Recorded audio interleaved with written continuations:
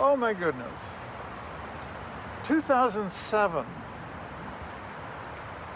I lived in a little shack down there into which my beautiful wife, Åsa, Swedish born, moved. It was 900 square feet. And although we were snugly and very happy, one day Åsa looked up the hill from there because it had no windows showing the beautiful ravine in the back. And she said, let's build a house up the hill that looks back at the ravine. And I know just the architect, Jeb Thornburg. And here's what he came up with. First he said, you two guys draw a floor plan separately, don't confer with each other. And we each did. And Jeb came up with this, and he did such an amazing job.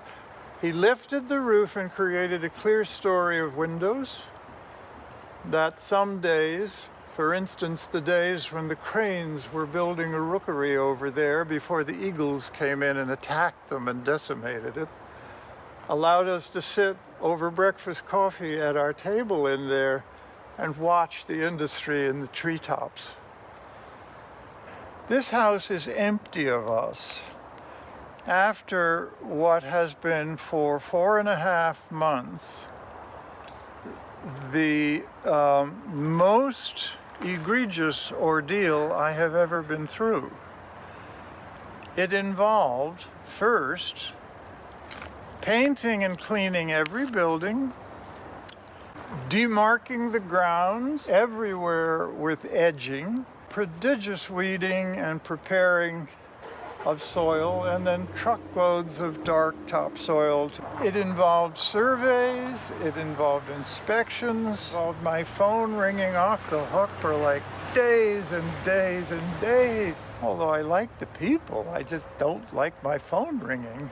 And finally it involved dismantling what I guess I consider the happiest project of my life, which was building a wood shop and equipping it with very nice tools.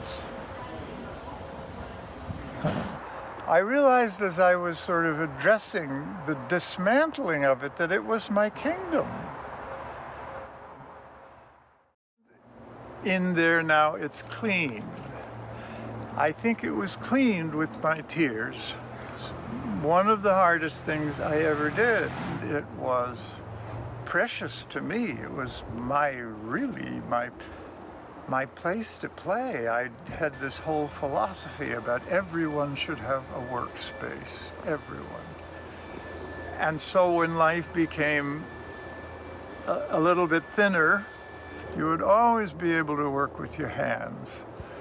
And that would save you. You would then not become a problem to your partner. You would be happily ensconced in making things, and you would find your way. I must say, the first days of it, I was so out of balance. I stood in one place and looked around and wondered what to pick up, what to take where. I couldn't remember. It was awful. Åsa had to come out and offer me coffee because I couldn't even decide how to begin at it. Aside from the workshop, my second thing was this total gift of the swing set for my granddaughters. I went down there one time to near San Diego where they live, and I put up a 4x4 and 2x6 swing for them that was all of 6.5 feet off the ground. So they swung on it happily until their legs were simply too long and dragged on the ground. And I said to the elder of the two, I'm going to go home and build you a real swing. And so out of that came that thing, which I completely love to this day. It's kind of more a sculptural piece than it is just functional. It has little shelves on it where you might put your coffee cups or your martini glass, depending on the time of day. And I'll miss that. And these gorgeous, gorgeous trees.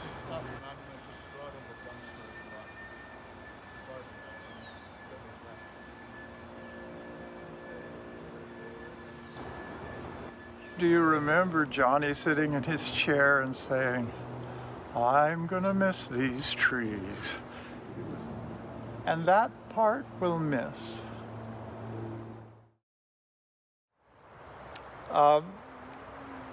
The house has been host to so many things, but none more precious to me than a twice monthly gatherings of my men friends, whom I insisted that we would cook for each other and then watch movies on a revolving schedule of who got to bring what whenever they wanted. We never knew what was coming.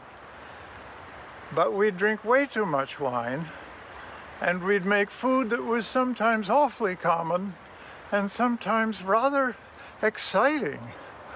And we would enjoy all this together. And it's sad to me that in the final days of our leaving, which of course coincide with this dreadful pandemic, I have been rushed by any chance to get together with them, even if in order to say goodbye. And that's weighing upon my heart.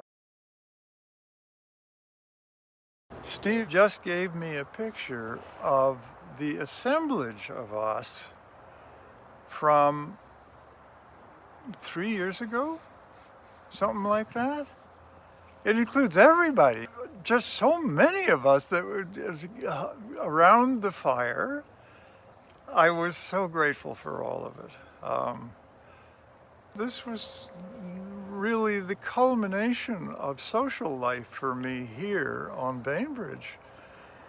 I'm going to miss every single one of you, but I also don't want to get tearful here, because I intend to share where we get in Portugal, and I expect everyone to visit. So this isn't really very final. It's just that I'm so sorry that in the last few days of madness here, the ordeal of getting out of a place and COVID, I wasn't able to sort of have a time with each of you. For that, I'm sorry. But you'll understand. Goodbye. Stay healthy. You'll be hearing from me. Goodbye.